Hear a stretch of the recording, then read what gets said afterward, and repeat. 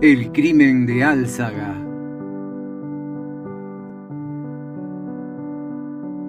Uno de los crímenes que más apasionaron a la opinión pública en la década de 1930 del siglo pasado originó toda suerte de comentarios y fue el asesinato del multimillonario don Alberto Ricardo de Álzaga Piñeiro, bisnieto del fundador de la dinastía Álzaga en la sociedad porteña, el famoso Martín de Álzagas Olavarría, el héroe de las invasiones inglesas. Las circunstancias especiales en que se produce, las que vamos a ir viendo, así como la situación social de la víctima, dieron motivo a las más exageradas versiones, implicando en ellas a los miembros de la familia del muerto, sobre las que se hicieron recaer sospechas en las que se suponía que se había provocado la muerte del acaudalado solterón, a fin de usufructuar la cuantiosa herencia que dejaba. Una mañana, en la finca señorial de Álzaga, se produjo un gran revuelo. En el piso superior, donde vivía el dueño de la casa, precisamente en el dormitorio, acababa de ser descubierto su cadáver. No costó mucho probar que se trataba de un asesinato, pues en la habitación había ostensibles señales de lucha, manchas de sangre, esparcidas, etcétera, etcétera. Además, se estableció que los muebles y las ropas estaban totalmente revueltos, lo que bien podría significar que el móvil había sido el robo, aunque esta huella, según pensaron los policías, podía ser una falsa pista dejada ex profeso por él o los asesinos para desorientar a los investigadores. El infortunado millonario presentaba un profundo tajo en la garganta, hecho con un instrumento de hoja filosa. Sus ropas revelaban signos de violencia. Se logró establecer que la muerte debió haberse producido apenas una hora después de la cena, pues Álzaga había estado sentado a la mesa con los suyos hasta ese momento, retirándose luego a sus habitaciones. Como las circunstancias y móviles del crimen permanecían en el misterio y los diarios comenzaron a publicar extensas crónicas con las presunciones más absurdas, la opinión pública comenzó a tejer toda clase de suspicacias que involucraban a los familiares. Toda una honorable familia se hallaba así envuelta en la sospecha de ese crimen. Nadie parecía salvarse del índice acusador. Sin embargo, para la policía, la pista a seguir debía ser otra.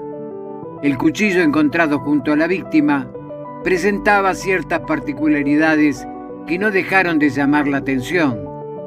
Junto a las huellas de sangre aparecían cáscaras de frutas. Se pensó en algún verdulero o proveedor de la casa, pero esa hipótesis fue desechada enseguida. Era imposible que a esa hora de la noche un extraño hubiese podido entrar en la finca sin llamar la atención. Por otra parte, las evidentes señales de violencia encontradas en el dormitorio, los roperos en desorden, la falta de algunas piezas de platería, eran indicios más que suficientes para suponer la tesis policial de que el móvil había sido el robo. El detalle que podía resultar revelador y que finalmente sirvió para comprometer las declaraciones ulteriores del asesino eran las cáscaras de fruta encontradas en el comedor de la lujosa mansión. Ellas hacían presumir, con todo fundamento, además de haber comido frutas en el referido comedor, conocía muy bien la disposición y el plano de la amplia casa. Esto vino a crear nuevas confusiones, pues parecía confirmarse la hipótesis de que el asesino era un miembro o un allegado íntimo de la familia. Se verá enseguida que esta sospecha, lejos de ser descabellada, respondía plenamente a la realidad.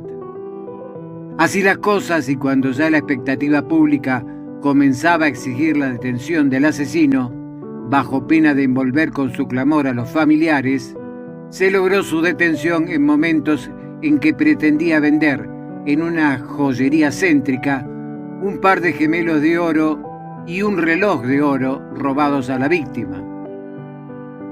El asesino resultó ser Manuel Campos, ex valet de Álzaga, al que matara en las circunstancias ya descriptas. El móvil había sido el robo, pues Campos estaba sin trabajo y pensó que nadie mejor que su ex patrón iba a servirle para agenciarse los pesos que necesitaba. Campos hizo una declaración sucinta de los detalles de su crimen, evidenciando un cinismo insospechado, confirmando en un todo las hipótesis de los encargados de la pesquisa.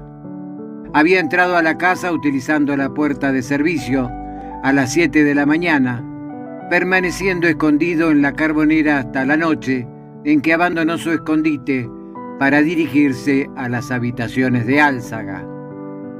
Una vez allí, fue sorprendido por la presencia del dueño de casa, que regresaba de la cena.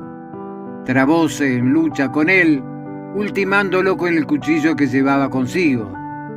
El sumario estableció debidamente las declaraciones de Campos, pues fueron encontradas en la habitación que ocupaba en la casa de la calle Victoria al 1600 las piezas de platería que no se atrevió a pignorar por temor a que fuesen individualizadas.